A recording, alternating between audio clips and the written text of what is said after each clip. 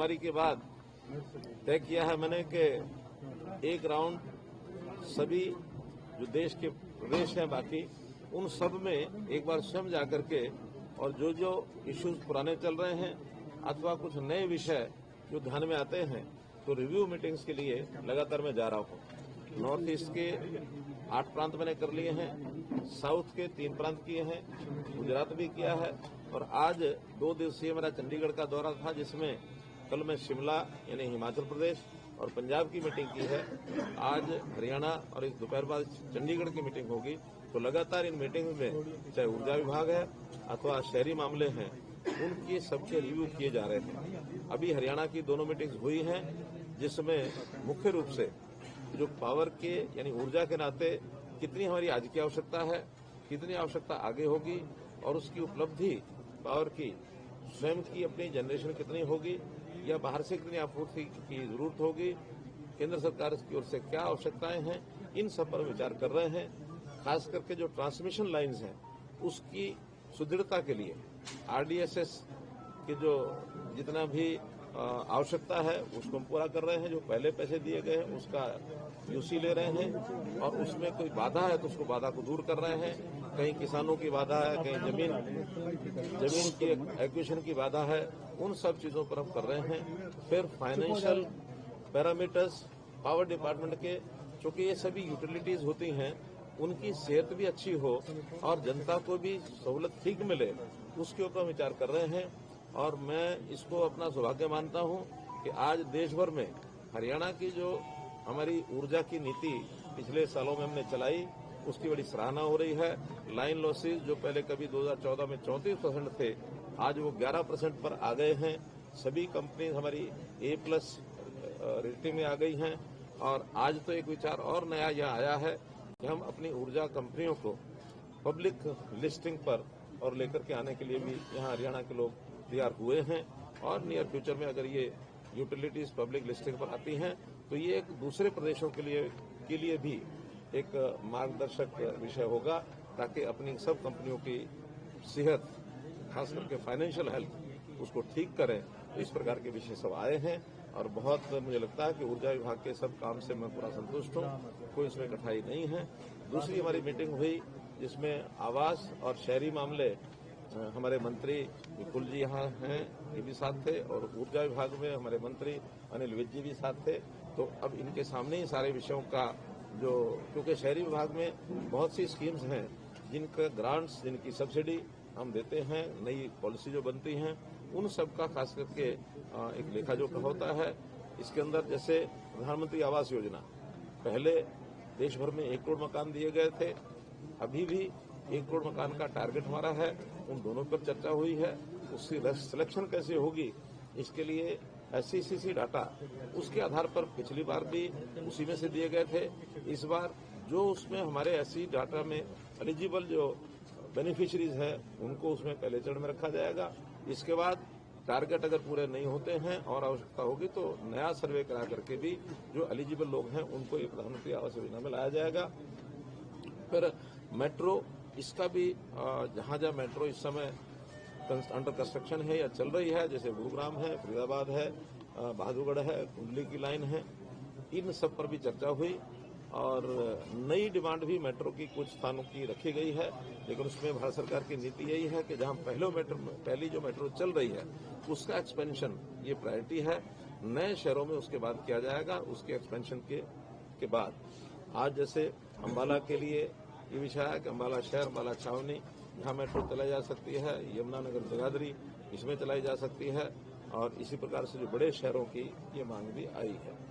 साथ ही PM e-bus सेवा, इसमें भी कई शहरों के लिए योजना बनाई जा चुकी है। लगभग 450 नई बसें वो शहरी जो हमारी बस सेवा है उसके अंतर्गत लाई जाएंगी। उसका प्रोसेस जो है वो चल रहा है।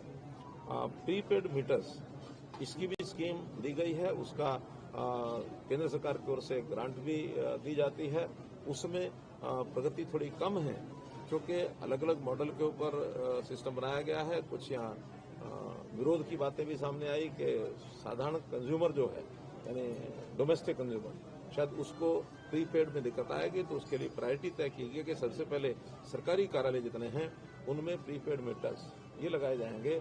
इसके बाद जो एक कंसेशनल रेट्स इसके करने की भी घोषणा यहाँ पहले से की हुई है, तो उसमें कमर्शियल है, उसमें इंडस्ट्रियल है, उसमें इंस्टीट्यूशनल है, या जो वेल पेइंग कैपेसिटी रखने वाले ऐसे जो कंज्यूमर्स हैं उनके ऊपर पहले लगाएंगे, और शहनशाह जब इसका लाभ लोगों को पता लगने लगेगा फिर सामान्य कंज्यूमर भी इसमें आ जाएगा। कोई टाइम बाउंड किया जी सरकारी? अभी तो जून 26 तक का इसका टारगेट है, लेकिन जैसे जैसे सफलता मिलेगी वैसे वैसे इसको ग्रेडेड तरीके से इसको आगे बढ़ाया जाएगा। अंतोगत्वा ये प्रदेश की जो यूटिलिटीज है उनकी सेहत के लिए अच्छा है, तो प्रीपेड मीटरिंग उसकी हो जाए। और इसमें हरियाणा इसमें चूंकि पहले से ही A1 रैंकिंग में है, गवर्नमेंट के जितने ऑफिस हैं उनके ड्यूज जो हैं वो सारे कंप्लीट हैं। सब्सिडी जो है सरकार को जो देनी होती है डिस्कॉम इनको यूटिलिटीज को, वो सब्सिडी भी यहाँ लगभग पूरी दी जा चुकी है, इसमें कोई कठिनाइयाँ नहीं है। लाइन लॉसेज का मैंने जैसे पहले बता दिया है। और जहाँ तक पीक डिमांड का विषय है, वो जैसे ही गर्मी में पीक डिमांड होती है 14,662 मेगावाट की यहाँ की पीक डिमांड अगले साल की एक्सपेक्टेड है, उसको 100% सप्लाई उसकी पूरी कर दी जाएगी, ऐसा पूरा भरोसा हमने इनको दिला दिया है। ई बस सेवा हो गई। हाँ, जो सफाई अभियान यानी स्वच्छ भारत मिशन का जो भी टारगेट्स हैं उसमें कई जगह पर कमियां हैं, कहीं जमीन नहीं मिलती है, कहीं चीज़ों को जो बड़े हीप्स हैं, जो बड़े डंप साइट्स हैं उनको क्लियर करने के लिए भी प्रोसेस चल रहा है। इसमें कुछ प्रतियोगिताएं आयोजित की जाएं, जो शहर पहले करेंगे उनको कुछ सुविधाएं दी जाएंगी, इस प्रकार का भी मैंने उनको कहा, उल्लेख किया है, ताकि उसमें और इसमें आगे बढ़ाया जा सके। जो एक सप्ताह हमने पिछले दिनों में सेवा स्वच्छता ही सेवा, ये 17 सितंबर से 2 अक्टूबर तक जो सारे देश भर में चलाया गया था, यहाँ चुनाव के कारण से उसको नहीं चलाया गया था, लेकिन उस काम को अब हरियाणा जम्मू कश्मीर में लागू करके उसको भी पूरा कराया जाएगा। और सभी जगह पर सेवा यानी स्वच्छता ही सेवा, इस भावना से स्वच्छता को अपना स्वभाव बनाएं, स्वच्छता को अपने संस्कार में लाएं, इस प्रकार की बातें भी सब आज इस समय में हमने की हैं। तो कुल मिलाकर दोनों बैठकें हमारी बहुत ही एक स्वादपूर्ण वातावरण में स्वादपूर्ण तो रहना ही था, लेकिन बहुत खुशनुमा तरीके से विषयों का आदान प्रदान हमने किया है।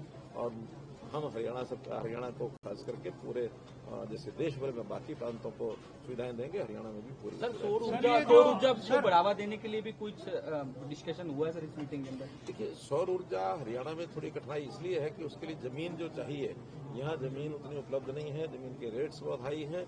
लेकिन राजस्थान जैसे प्रांत में आज भी सौर ऊर्जा वहाँ लगाई जा रही है। फिर भी जो रूफ टॉप की पॉलिसी है उस पर हम थोड़ा सा और इसको आगे बढ़ाने के लिए विचार करेंगे, ताकि लोग रूफ टॉप की जो ऊर्जा है वो प्राप्त कर सकें। कई स्टेटों में आप गए सर, सौर ऊर्जा को हरियाणा या पंजाब या हिमाचल से तुलना करें तो कौन सी ऐसी स्टेट है कुछ ज्यादा जो इधर की तरफ रुझान या ज्यादा डेवलप कर पा रही है? हर स्टेट का अलग अलग है, क्योंकि हिमाचल में हाइड्रो के प्रोजेक्ट्स हैं वो ज्यादा लगेंगे, क्योंकि उनका पानी की उपलब्धता है, पहाड़ है, पानी से पानी पर्याप्त आता है। लेकिन सौर ऊर्जा इन दोनों प्रांतों में स्कोप, जैसा मैंने बताया, रूफटॉप का स्कोप है, बाकी स्कोप जमीन की उपलब्धता न होने के कारण से वो नहीं है। कहीं कहीं विंड का भी थोड़ा जहां हवा चलती है उसके स्कोप है, लेकिन यहाँ इन दोनों प्रांतों में अभी तक जो हमारी ये कोयले की यानी बिजली जिसको क्या कहते हैं थर्मल पावर प्लांट पर ही दोनों प्रदेश निर्भर हैं, और बाकी आसपास प्रदेशों से बिजली प्राप्त मिल जाती है और वो ठीक रेट पर मिलती है, कोई कमी नहीं आती है। इसलिए सभी प्रदेश अब बिजली को प्राप्त करके अपने आप को सेल्फ डिपेंडेंट बनाएंगे। जिस तरह से महानगर है, सर महानगर है, जिस तरह फरीदाबाद, गुरुग्राम आप गए भी, पंचकूला है, यहाँ पर जो एक गंदगी की बड़ी समस्या उभर कर सामने आ रही है, पहले से बजाय इन दिनों में ज्यादा है वहाँ पर, क्योंकि आपने गुरुग्राम में भी देखा होगा एक स्वच्छता बड़ा विषय बनता जा रहा है, इसके लिए कुछ निर्देश दिए? ऐसा नहीं कहा जा सकता कि गंदगी पहले कम थी अब ज्यादा, ऐसा नहीं है, लेकिन मोड बदल गया है। पहले अवेयरनेस इतनी नहीं थी, आज अवेयरनेस की है, और कुछ प्रोग्राम भी दिए गए कि डोर टू डोर कलेक्शन करो, कलेक्शन करके उसका फिर सेग्रीगेशन करो, फिर उसकी प्रोसेसिंग करनी है। पहले लोग जगह जहां आवश्यकता पड़ती है खड्डे वड्डे में डाल देते थे। अब चूंकि ध्यान में ये आता है कि हर चीज का अगर प्रोसेसिंग नहीं होगा तो प्रदूषण बढ़ेगा, तो प्रोसेसिंग के जो प्लांट्स हैं वो थोड़ा सा गति उनकी धीमी है, क्योंकि इसके अंदर नए नए प्रयोग हैं, चाहे एनर्जी बनाने का विषय है, वेस्ट टू एनर्जी है, वेस्ट टू वेल्थ है, वेस्ट टू चारकोल है, कहीं कहीं कंपोस्ट खाद बनाया जा रहा है। तो बड़े प्लांट्स जो लगाए जा रहे हैं उसमें समय